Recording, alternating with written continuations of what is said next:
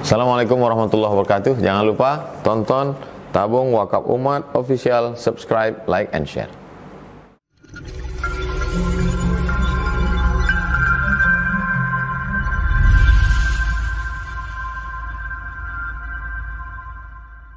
Bismillah. Pertama tentang pertanyaan Hafiz, Hafiz tentang bagaimana kita mengembalikan.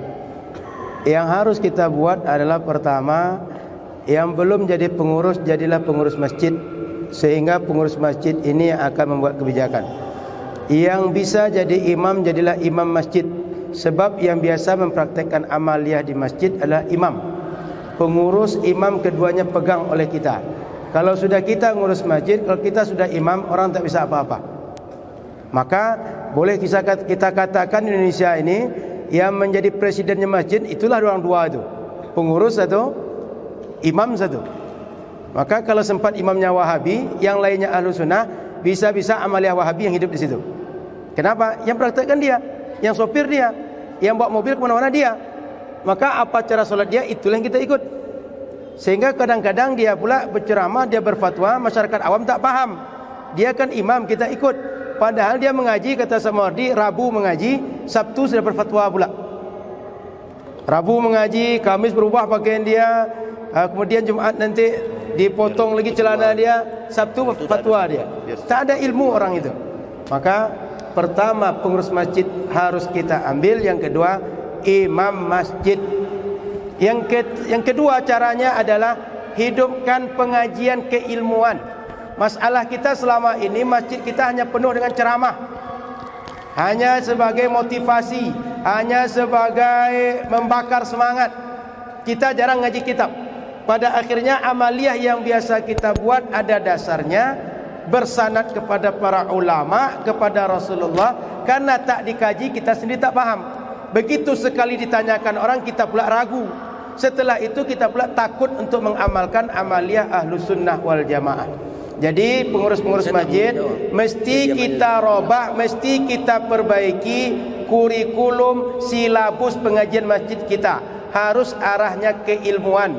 Maka Tuan Guru kita Ustaz Henry, dia ngaji kitab. Ada kitab di antaranya Bulughul Maram, ada kitab di antaranya Irsyadul Ibad, ada kitab Imam Ibn Jamrah apa? Imam Bahjatun kitab Al-Muwatta, di Riyadhus Shalihin di Masjid Nurul Huda, Bahjatun Nufus beliau gaji kitab.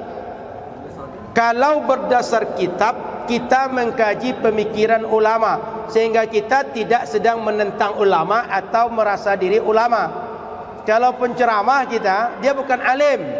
Penceramah itu adalah orang yang pandai seni menyampaikan nasihat, seni menyampaikan ilmu kepada masyarakat. Maka ilmu berceramah bisa dipelajari, tapi ilmu agama mesti betul-betul belajar.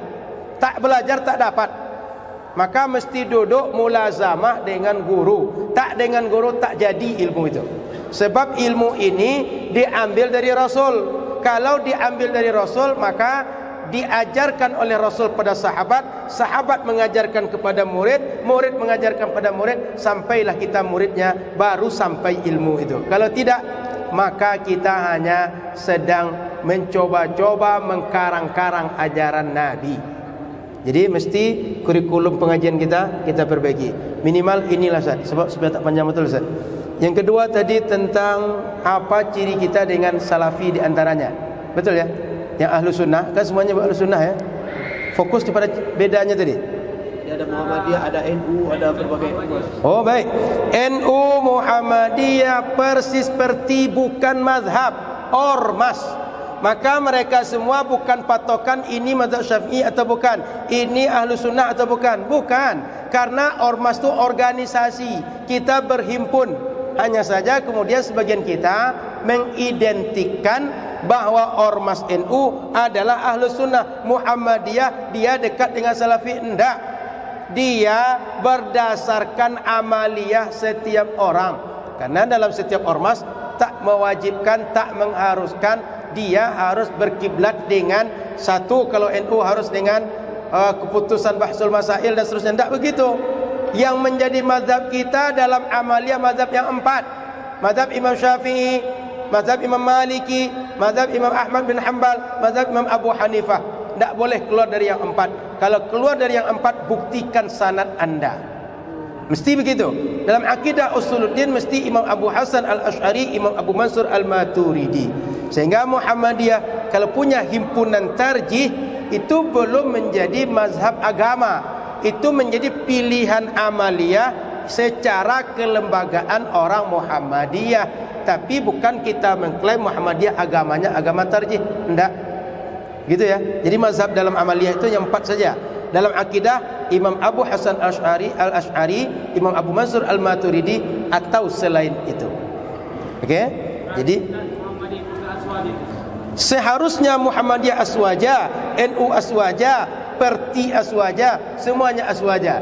Cuma tingkat mereka nanti kesesuaiannya baru ada tingkat berbeda-beda kesesuaiannya. Artinya sebagian mereka mentarjih pemikiran ada rajih, ada marjuh nanti. Tetapi dalam masalah amaliyah itu wajar terjadi khilafiyah. Dalam masalah furu' akidah wajar terjadi khilafiyah. Perbedaan kita pada furu' akidah atau pada amaliyah, bukan pada usul akidah. Kalau pada usul akidah berbeda, baru nanti terjadi Syiah dengan Ahlus Sunnah, Khawarij dengan Ahlus Sunnah. Faham sikit? Faham banyak, nanti kita ngaji lagi. Kita selesaikan kitab ini. Ustaz, kita berharap Ustaz sekali sebulan kita buat bedah buku di sini. Kemarin kitab Musyatasyadidun belum selesai. Ini belum selesai Ustaz. Sebab bedah buku ini cuma 2 jam 3 jam. Mesti kita di Pekanbaru setiap bulan kita buat majlis baca buku. Tak ada dana kita cari dana. Tak ada yang mensupport kita pakai dana wakaf kitab nanti. Tabung wakaf umat punya wakaf kitab. Kita beli kitab, kita buat daurah nanti insya-Allah. Asal mau datang saja. InsyaAllah kita buat majlis baca kitab nanti. Banyak kitab yang akan kita baca insyaAllah. Yang ketiga tadi tentang apakah firaq yang 72 tadi mereka masuk neraka. Kalau mereka sesat keluar dari Ahlus Sunnah dengan hawa mereka, karena memang mereka ingin menyimpang dari yang lurus, mereka masuk neraka tak akan berkekalan. Karena bertentangan dengan hadis-hadis yang qat'i. Hadis yang qat'i yang pasti neraka itu al-kafirin, mereka yang kekal dalamnya. Selain orang kafir tak akan kekal dalam neraka. Yang kedua, boleh jadi yang mengikut bid'ah ini, mengikut Khawarij, mengikut Syiah Salafi ini karena ketidaktahuan. Mereka bukan karena hawa nafsu, karena memang mereka ini bukan alim, orang bodoh. Lalu mereka tak paham bahawa mereka dibodoh-bodohi. Mudah-mudahan yang membodoh-bodoh itu tanggung jawab nanti. Yang bodoh betulan mereka rufi al-qalam dari mereka. Nah, mudah-mudahan begitu. Sehingga kalaupun ditanya mereka kekal, insyaAllah tak akan kekal. Kenapa? Mereka bukan orang kafir. Mereka hanya dalam masalah iqamatul hujjah berbeda memahami. Sebagian karena memang karena objektif, sebagian karena memang hawa nafsu. Nah itu. Terakhir tadi tentang warna hitam. Tak ada identik warna dalam agama ini kak. Perempuan muslimah warna hitam, tak muslimah warna hitam tak ada. Tengok sekarang orang Yahudi banyak juga warna hitam, orang Nasrani banyak juga warna hitam. Kalaulah warna jadi patokan, jangan-jangan banyak artis-artis pakai baju hitam, dia tak tahu kita agamanya, dia pula kita sebut sebagai rujukan. Enggak, bukan warna. Innallaha la yanzuru ila ajsamikum wala ila suwarikum. Jangankan warna, fisik aja tak dipandang oleh Allah. Yang dipandang apa? Amal, qulub, hati dan amal kita yang dipandang oleh Allah. Maka warna tak menjadi identik. Warna itu cuma sebagai pengenal, tapi bukan sebagai tanda yang menjadi identik. Ini Ahlus Sunnah, selain itu tak Ahlus Sunnah bukan. Maka di kita kadang bendera ada warna, sekedar pengenal kelompok saja. Itu untuk duniawiyah. Begitu bu. Jadi ibu pakai baju warna hijau, warna pelangi, warna segala macam bunga, pakailah bu, tak ada masalah. Yang penting tutup aurat. La yashif, tak boleh ada transparan. La yasif, tak boleh benjol-benjol nampak bu, harus lapang. La yakshif, tak boleh terbuka, mesti tertutup aurat keseluruhan selain muka dan kedua telapak tangan yang boleh. Kalau tiga ini terpenuhi, aurat ibu tertutup dengan benar. Yang keempat, wala tashbih, tak mengikut gaya-gaya orang yang tak sejalan akidahnya dengan kita dan menyalahi adat kita. Tambah sikit lagi, jangan berbeda dengan pakaian penduduk ahli setempat kita. Gara-gara itu orang mandang kita, alim besar kata orang.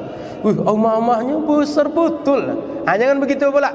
Pakailah pakaian yang biasa dipakai di negeri suatu tempat yang kita berada di situ.